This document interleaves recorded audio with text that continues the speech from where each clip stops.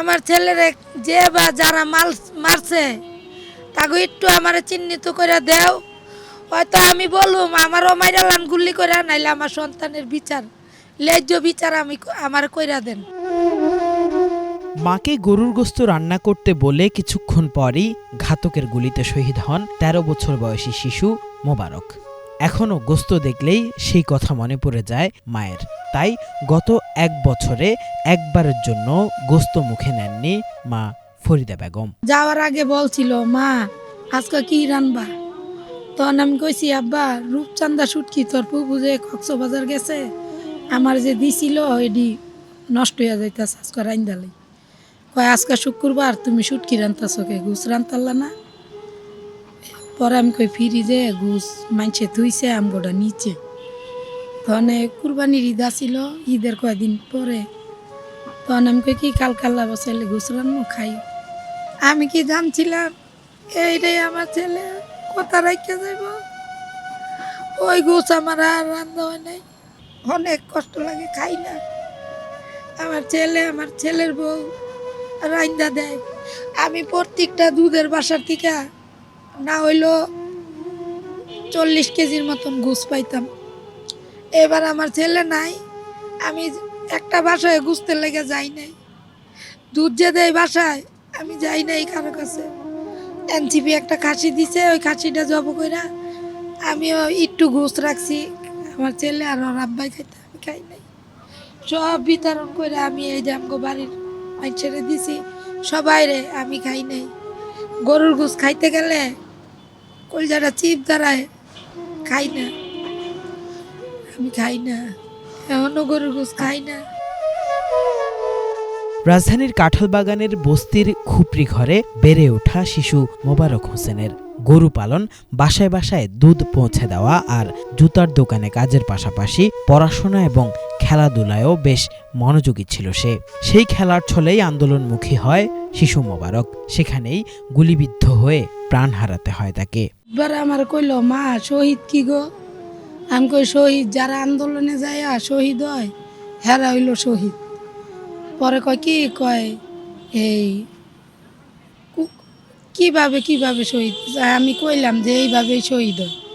কে তুমি কি আন্দোলনে যাওনি? কয় না মা আমি যাই না। আমি কই আন্দোলনে যাইও না বাবা, আমরা গরিব মানুষ, আমরা এডি কিছু বুঝি না।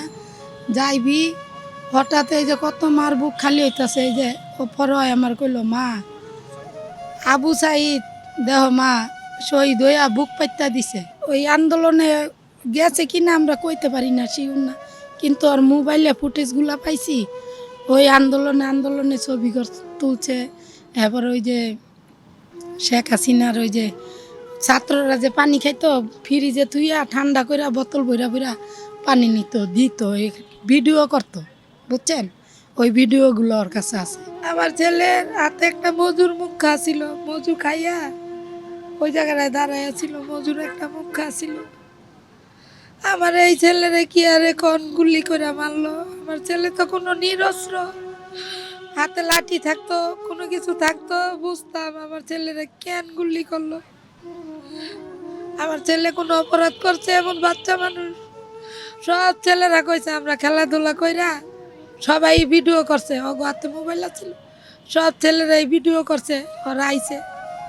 তাহলে আমার ছেলেরা আমার কি অপরাধ আছিল? আমার নিষ্পাপ এমন শিশুর। বস্তিতে বাস হলেও তার অনেক সখ্যতা ছিল ধনীর ছেলেদের সঙ্গে।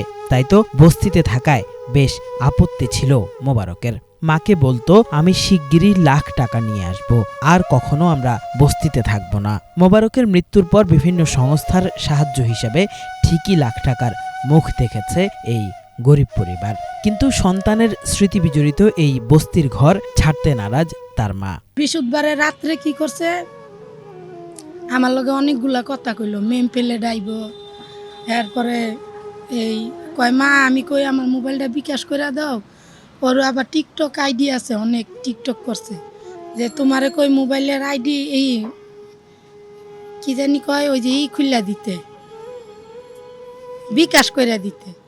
কয় আমি কই বিকাশ করে দাও, আমার অনেক ভাইগুলো ওই যে ফ্রি ফায়ার খেলে, এরপরে টিকটক আইডি ওর ওর মোবাইলটা অনেকেই কইছে, আমি দেখছি মারা যাওয়ার পরে ওর মোবাইলে সবাই কইছে যে এটি ঠিক ওই যে বারবার বিকাশ নাম্বার, আমরা অন্য বিকাশ করি না ওর নাম্বারে।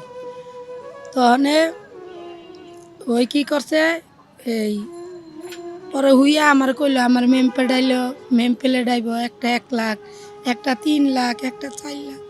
তখন কি আমরা জানছিলাম আমার ছেলে এই মেম প্লেটের কথা কইছে? এগুলো এখনো মনে হইলে কলজা ফাইটা যায়। মেম প্লেট তো পাইলাম আমরা, আমার ছেলে তো নাই। ছেলে যা যা কইছে তা তো সব সত্যি। আমার ছেলেটা এই বস্তি থাকতে চাইতো না, ভালোবাসায় থাকতে চাইতো। কইতো মা ফ্ল্যাট বাড়ালো, আমি তখন খাও আমার ছেলে গরুর কাজ করে এই যে এই ইয়ের সামনে এই যে জুতার দোকান আছে না, এই যে এরা সবাই জানে লেখা। আমার ছেলে জুতার দোকানে কাম করতো, 300 টাকা হাজিরা পাইতো। এই যে জুলাই মাসে মারা গেছে না, 1 তারিখে ওর 500 টাকা হাজিরা দিত।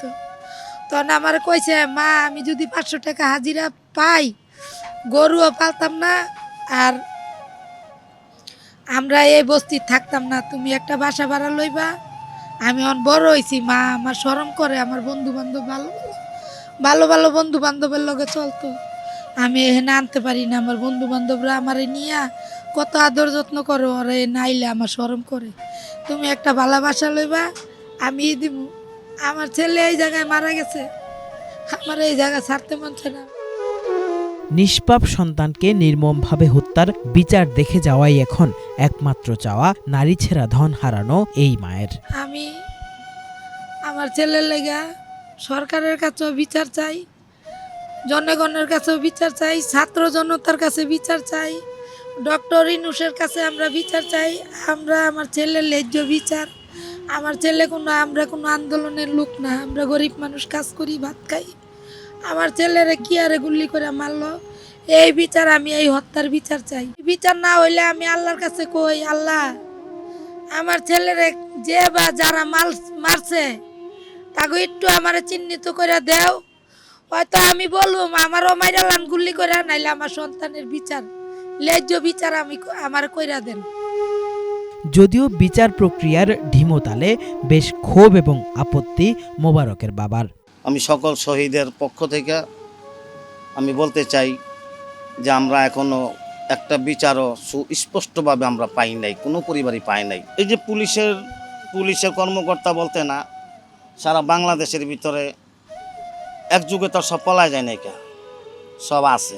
হয়তো বড় বড় নেতাকর্মীরা আছিনা সব পলায় গেছে, কিন্তু তার যে লিয়াজুগুলা তা তো রয়েই গেছে। বিভিন্ন অফিসে, আদালতে, আপনার থানায়, বিভিন্ন কর্মস্থলে তারা এখনও আছে, বহাল আছে। যেমন ইয়ামিনরে গাড়ি থেকে যে ফালাই দিছে, ফালাই দিয়ে যে ওপারে নিয়ে গেছে, একজন উন্মুক্ত ছিল লাল গেঞ্জি পরা, তার ওপেন দেখা যাইতেছে তারে যে লোকটা কে বোঝা যাইতেছে, তারপরে বিচার হইতেছে না। আশুলিয়া লাশগুলা পুরাই দিল, তার ভিতর কিছু রুহু ছিল, জীবিত ছিল। ওই শহীদদের মার সাথে আমার সাক্ষাৎ হয়েছে, আমার ছেলেটা জীবিত ছিল, কিছুটা রুহু ছিল তার। ইয়ামিনেরও রুহু ছিল, এই যে ইয়ামিন সাভারের, তারও রুহু ছিল, কিন্তু দেখা গেল কি এই বিচারগুলো হইতেছে না। যেমন যাত্রাবাড়িতে রবিউলের ভাই, ওর ভাইয়ের ওর বন্ধু টাইনা নিয়ে যেতেছে, এমতো অবস্থা পুলিশ ওপেন করতেছে, দৌড় দিয়ে নাহলে গুলি করুম। এই যে ভিডিওগুলা ওপেন যেগুলা, এই বিচারগুলো তো আমরা পেতে পারি, যেগুলা প্রকাশ্যে দেখা যাইতেছে যে এই লোকটাই, এই বিচারগুলো আমরা পাইতেছি না। তা আমাদের বিচারগুলো কি হবে আমরা জানি না। হাজার শহীদের রক্তের বিনিময়ে গঠিত অন্তর্বর্তী সরকারকেই জুলাই হত্যাকাণ্ডের বিচার নিশ্চিত করে যেতে হবে বলে দাবি এই শহীদ পরিবারের। আমি আমার পরিবারে কইলাম যে আমার সন্তান যখন গেছেই আমরাও জীবনটা দিয়ে আহি, আর না পারি ছাত্রদের সাথে গিয়া ছাত্র জনতার আন্দোলনে যে আমার ছেলেটা মারা গেছে, এই ছাত্র আন্দোলনের ভিতরে গিয়া এই হাসিনার এক দফা দাবিতে আমরা গিয়ে একটু শরিক হই। সেদিন আমরা গিয়া রাজপথে গিয়া শরিক হয়েছি। কেফায়েত শাকিল, বাংলা ভিশন।